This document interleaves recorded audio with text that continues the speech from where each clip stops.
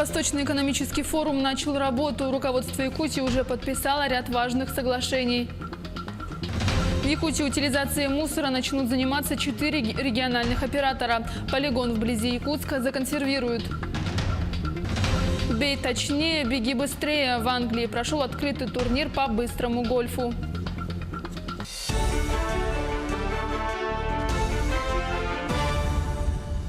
В эфире новости, в студии Юлия Великодная.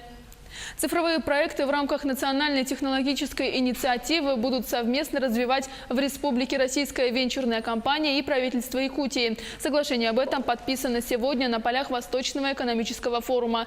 Меморандум предусматривает сотрудничество в запуске в Якутии программ по цифровому развитию и цифровой экономике. В республике планируется развивать беспилотный транспорт, нейротехнологии, персонализированную медицину, интеллектуальную энергетику, проводить технологические конкурсы, проектные сессии и другие мероприятия. Отметим, что национальные технические инициативы – это долгосрочная государственная программа по созданию новых рынков и достижению технологического лидерства России к 2035 году. Документ подписали генеральный директор российской венчурной компании Александр Повалко и руководитель субъекта Айсен Николаев.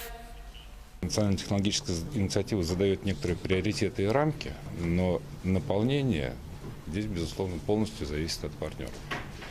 Нам важно, чтобы те проекты, которые уже созданы в рамках НТИ и развиваются, находили себе заказчиков на территориях нашей страны. Вот в этом смысле республика для нас является, с одной стороны, партнером, а с другой стороны, конечно, уникальным полигоном для отработки новых технологий. Также в рамках Восточного экономического форума подписано соглашение между Якутией и Кемеровской областью о торгово-экономическом, научно-техническом и культурном сотрудничестве. Документ подписали руководитель республики Айсен Николаев и губернатор Кемеровской области Сергей Цивилев. К Якутии у меня особое отношение. Это мой дом. У меня реально там есть дом. У меня там работают люди, которые мне верят, которых я ценю и уважаю. Я полюбил республику Якутия за их людей, за такую красоту, за природу. Это для меня очень важный в моей жизни регион. Но нас связывает и другое, потому что через территорию Якутии проходят две важные артерии. Транспортные БАМ, Трансип, по которым идут наши грузы на восток. Мы уверены, что такие регионы, как Кемеровская область и Республика Саха-Якутия, обязательно должны сотрудничать. Мы с вами были на совете по топливно-экономическому комплексу, где президент нашей страны поставил амбициознейшие задачи перед угольной отраслью нашей страны, в том числе, конечно же, перед ее лидером Кемеровской области и перед теми регионами, которые сегодня выходят на передовые рубежи, в том числе перед нашей Якутией. Уверен, что сотрудничество у нас будет не только в экономической сфере, но и в культурной. Уверен, что те проекты, которые начали реализовываться при вашей поддержке, они получат новое дыхание. И более того, у нас тоже есть что предложить для того, чтобы жители Кемерово тоже увидели такой прекрасный край, который любит их губернатор. Состоялась трехсторонняя встреча Айсена Николаева, министра промышленности и торговли России Дениса Мантурова, министра коммерции и промышленности Республики Индии господина Суриша Прабху. В рамках деловой программы ВЭФ правительство республики заключило соглашение о сотрудничестве золотодобывающей компании «Селигдар». В подписании участвовали руководитель Якутии Айсен Николаев и генеральный директор «Селигдар» Сергей Татаринов. Предварительные итоги единого дня голосования озвучили сегодня на пресс-конференции Центральной избирательной комиссии республики в Республиканском медиацентре. В том числе говорили и о многочисленных обращениях граждан о нарушениях во время выборов. Вот, допустим, на мартовских выборах президента Российской Федерации на сайте «Голос» Национального общественного мониторинга было опубликовано 3 обращения. Все они были нами тогда проверены и были признаны необоснованными. А сейчас вот 17 обращений. Ну, некоторые вот спрашивают, почему так много обращений? Но я уже говорил, да, что большинство из них оказались вообще необоснованными и даже абсурдными. Ну вот в одном обращении буквально одной фразой написано: на участковом избирательном участке номер такой-то присутствует посторонний человек. И фотография приложена. человек в форме стоит. Мы проверку провели, конкретную фамилию установили. Это работник полиции, то есть Росгвардии, который нес дежурство. Какой же он посторонний человек? На обеспечение выборов в республике было выделено 423 миллиона рублей, в том числе 350 миллионов на выборы народных депутатов. Как сообщила заместитель председателя ЦИК Якутии Ирина Конакова, на оплату труда 7 тысяч членов избирательных комиссий предусмотрели 220 миллионов рублей. На завоз документации в отдаленной местности авиатранспортом было выделено 100 миллионов рублей. На печать бюллетеней и другой печатной продукции было израсходовано 10 миллионов рублей. На видеонаблюдение аналогичная сумма. В Якутии с 1 января 2019 года утилизацией мусора начнут заниматься 4 региональных оператора. Они охватят практически всю территорию региона, кроме северной ее части. Согласно федеральному закону об отходах производства и потребления, вводится поэтапный запрет на захоронение отходов, пригодных к вторичной переработке.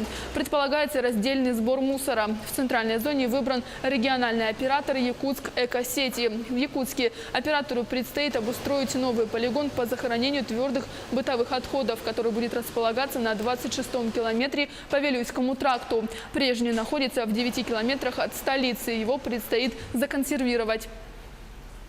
Экологическая обстановка должна улучшиться кардинально. Жители, которые у нас живут, особенно по Серегляскому шоссе, вот возле Чучур-Мурана, да, они очень часто жаловались на запах, особенно зимой от полигона. Город у нас разрастается, да, у нас на Вилюйском тракте построен АГРЭС, соответственно, город не может сейчас развиваться в сторону существующего полигона. Как только у нас заработает новый полигон, мы будем консервировать старый полигон, и, соответственно, влияние тех веществ, которые выделяются на старом полигоне, он будет в течение 5 лет минимизироваться на гражданах. Верующие Индии устроили процессию с гигантскими чучелами, чтобы отогнать злые силы, рассказывает Анастасия Дмитриева. Тысячи людей со всей Индии в воскресенье собрались в городе Нагпур в центральной части страны, чтобы отпраздновать многовековой фестиваль Кали-Марбат. В этот день верующие молятся о защите от дьявольских сил. Жители города выносят чучело 2 богинь, которые, как считают индийцы, насылают на людей несчастье. Черная фигура Кали изначально символизировала местную королеву, которая в XVIII веке по собственной воле отдала свои владения британской армии. Желтая богиня Пивли в прошлом олицетворяла зверство и жестокость чужеземных правителей. Теперь же считается виноватой в социальной несправедливости, коррупции и эпидемии. Несмотря на то, что в основе праздника лежат реальные исторические события, индийцы верят, что богини слышат их молитвы. Люди совершают такие обряды в надежде, что их желания исполнятся, даже если за этой церемонией стоят исторические события, связанные с иностранными завоевателями. Мы все равно верим, что богини исполняют наши желания. Одетые в традиционные наряды мужчины танцуют вокруг скульптур и выкрикивают призывы высшим силам «Заберите людские пороки и несчастья». Женщины совершают ритуалы. В конце праздника куклы сжигают. В Ленске стартовал марафон осенних ярмарок. Праздничная распродажа даров осени полюбилась ленчанам и ежегодно проводится во всех учреждениях образования. На первую ярмарку сезона пригласили детский сад «Белочка», в дошкольную образовательную организацию «Алмазик». В гостях у малышей побывал Вячеслав Пилипенко. Это первая ярмарка осени. Детский сад «Белочка» дошкольной образовательной организации «Алмазик» начал эстафету праздников «Золотая осень». От желающих купить что-то вкусное, домашнее, выращенное своими руками, не было отбоя. Импровизированные прилавки ломились от разнообразия продуктов. Сладости, выпечка, фрукты и овощи. Эта ярмарочная суета захватила всех. Торгуем всем, выпечкой домашней, всеми дарами осени с огорода, вареньями, соленьями, все, что есть. Пожалуйста. Все сами готовили? Конечно, родители все с своего огорода, родители старались, пекли, все напекли, конечно, все домашнее. У нас все не как у других. У нас варенье свое, все выпечка вся своя. У нас все очень вкусное и, надеюсь, понравится. Продавцы, они же мамы, превзошли себя в оформлении столов. С каждым годом к организации ярмарки они подходят все креативнее. Вот уже кроме традиционных прилавков оформили зону для фотографирования. Даже плохая погода не смогла испортить настроение. В здании детского сада создали свою атмосферу золотой осени. Щедрую и вкусную. Ходовым товаром является как морс, так и желе, как правило. Все-таки детки, у деток не отнять чувство сладости. Что больше всего понравилось? Что самое вкусное? Пицца была вкусная. А ты сама что-нибудь готовила на ярмарку? Нет. Но мама тут с братиком торгует. Ярмарку готовили всем миром. Постаралась каждая группа детского сада. Кто-то участвовал впервые, у кого-то уже есть опыт. Но с задачей справились все. В этом году ярмарка в детском садике «Белочка» проводится в 4-й раз. Принимают участие 6 групп.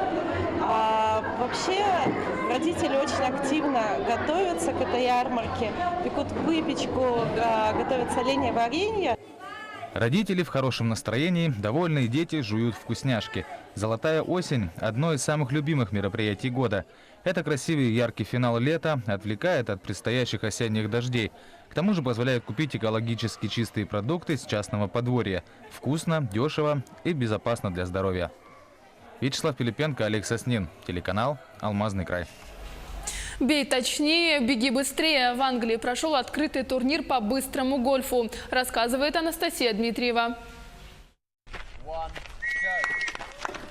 Вековой вид спорта претерпел немалые изменения на чемпионате по быстрому гольфу в Великобритании. Он состоялся в воскресенье в деревушке Пилдаун на юге страны. Традиционно размеренная игра с неспешными переходами от одной лунки к другой и светскими беседами превратилась в настоящую полосу препятствий. Участникам нужно было преодолеть поле на время и сделать как можно меньше ударов для прохождения 18 лунок. По правилам, гольфисты на соревнованиях могут использовать до 7 клюшек, которые можно нести в руках или в сумке, но не вести на электрокаре. Их использовать запрещено. Победителем чемпионата среди мужчин стал британский профессиональный спортсмен Крис Беннианс. Он же выиграл турнир в прошлом году. В этом закончил игру за 43 минуты, сделав 80 ударов и набрав 123 очка. Достаточно хорошо, но если быть до конца откровенным, я немного разочарован своим результатом. После прошлого года поле стало заметно тяжелее. Новозеландка Лиз Маккинон прошла поле за 76 ударов, потратив на это 50 минут 41 секунду, и стала лучшей в женском зачете, набрав 126 очков.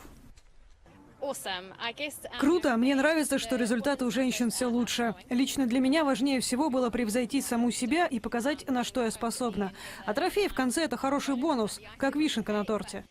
Первыми быстрый гольф придумали калифорнийцы. Турниры регулярно проходят в Новой Зеландии, Австралии, Японии и Канаде.